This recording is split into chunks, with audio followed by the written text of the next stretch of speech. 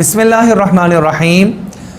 मैं हूं आपका मेज़बान उस्मान आफाक और हमारा दीनी मसाइल के सवाल और जवाब का सिलसिला जारी है। एक सवाल ये पूछा गया है कि ये ज़कात के ऊपर जो फ़ज़ाइल हैं वो भी हासिल करने के लिए और हज करने के लिए इंसान का मालदार होना ज़रूरी है, तो क्या गरीब मुसलमान हज के सवाब से और ज़कात के सवाब से महरूम रह जाएंगे? तो इसका जवाब समाअत फरमा लीजिए। अल्लाह रब्बुल इज़्ज़त ने हर एक इंसान को माली एतबार से एक ख़ास हैसियत अता फरमाई है और उसी के मुताबिक उसके ज़िम्मे अहकामात लगाए हैं। ला युकल्लिफुल्लाहु नफ्सन इल्ला वुसअहा, इंसान को उसकी वुसअत से ज़्यादा मुकल्लफ नहीं बनाया गया।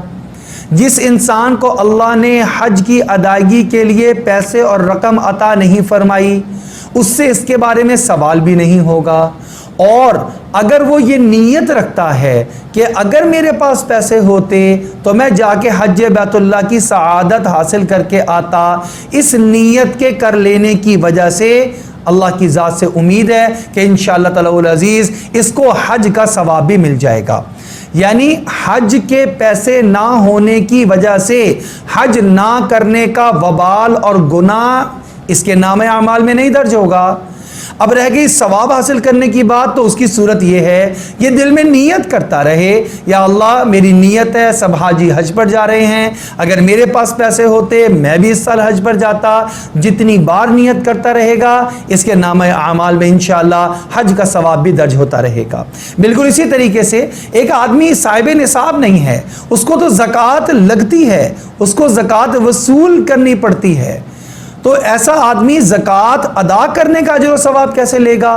तो सुन लें और समाअत फरमा लें और समझ लें कि ऐसे आदमी को ज़कात अदा करना इसके ज़िम्मे ही नहीं, लिहाजा ज़कात अदा ना करने का जो वबाल और गुनाह है वो इसके नामे आमाल में दर्ज नहीं किया जा रहा। अब एक तो गुनाह नहीं मिल रहा इसको, अब ये चाहता है कि मैं ज़कात अदा करने वालों जैसा सवाब भी हासिल कर लूँ, तो अल्लाह ने उसकी भी सूरत रखी है।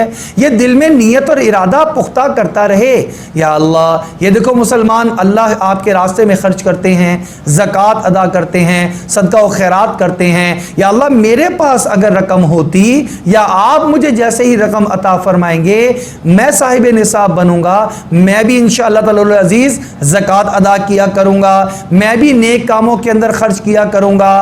तो इस नीयत की वजह से अल्लाह रब्बुल आलमीन की बाबरकत ज़ात से और वसी रहमत से ये उम्मीद की जाती है कि इंशाअल्लाह ये भी अजर और सवाब में इस ज़कात अदा करने वाले के साथ शामिल हो जाएगा। अल्लाह जल्ल शानहू से दुआ है अल्लाह रब्बुल इज़्ज़त हमें नेक आमाल करने की तौफ़ीक़ अता फरमा दे।